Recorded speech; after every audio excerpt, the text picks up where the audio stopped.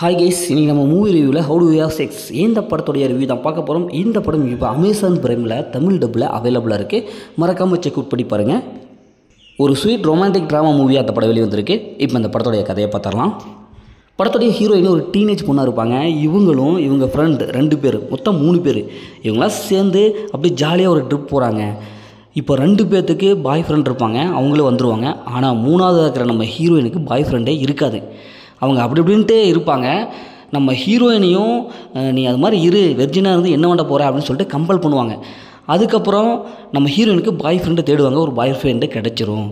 இப்போ இறுதியில் நம்ம ஹீரோயினும் அது மாதிரி இருந்தாங்களா இல்லையா, இவங்க 3 பேர்த்துக்குள்ளார அப்படின்னு நடக்குது. அப்படிங்கிறது தான் இந்த படத்துடைய ஒன்லைன். இந்த படத்துடைய பாசிட்டிவ்னு பார்த்தாவே, டீனேஜ் ஆகும்போது என்னவெல்லாம் நம்ம உடலில் என்னவெல்லாம் கேட்கும், என்ன அவங்களுக்கு வேணும், என்ன தேவைப்படும், என்ன தேவைப்படாது அப்படிங்கிற ஒரு மெசேஜை தெளிவாக சொல்லியிருக்காங்க. அதேமாதிரி படத்துடைய ஹீரோயினி சூப்பராக நடிச்சிருப்பாங்க. அவங்களுடைய கேரக்டர் சிறப்பாக எழுதி எடுத்திருப்பாங்க. ஃபஸ்ட் ஹாஃப்லேருந்து கடைசி வரைக்கும் அவங்க பண்ணுற அந்த லூட்டியெல்லாம் நல்லாவே வந்திருக்கும். அதேமாதிரி மற்ற 2 கேரக்டரும் நல்லாவே கொண்டு வந்துருப்பாங்க.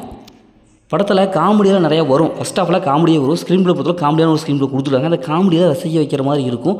இவங்க பேசுகிற அந்த டயலாக் அப்படி அப்படின்ட்டு டபுள் மீனிங்காக இருக்கும்.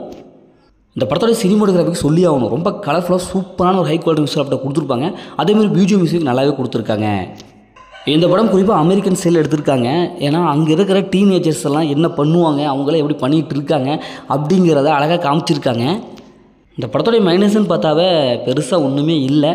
ஏன்னா ஒரு அழகான ஒரு ரொமான்டிக் மூவி வேணும் அப்படிங்கிறதுக்கு இந்த படத்தை பார்க்கலாம். மற்றபடி இந்த படத்தில் பெரிய சண்டை அதிரடி அதெல்லாம் எதுவுமே கிடையாது. இந்த படத்துடைய டைட்டில் தான் அது மாதிரி இருக்குதே வெளியே பெருசாலாம் ஒன்றும் கிடையாது. அந்த மாதிரி சீன்ஸில் பெருசாக எதுவுமே இல்லை. ஒரு சில சீன்ஸ் தான் வரும், ஒரு சில டைலாக் தான் வரும். இருந்தாலும் ஃபேமிலியோட பார்க்காதீங்க, தனியாக பாருங்கள். மொத்தம் இந்த படம் எப்படி இருக்குது, சூப்பராக சும்மா இருக்குன்னா இந்த படம் ஒரு ஒர்த்தான மூவி தான். ஓகே, இதேமாதிரி அடுத்து ஒரு புதிய மூவி ரிவ்யூவில் சந்திப்போம்.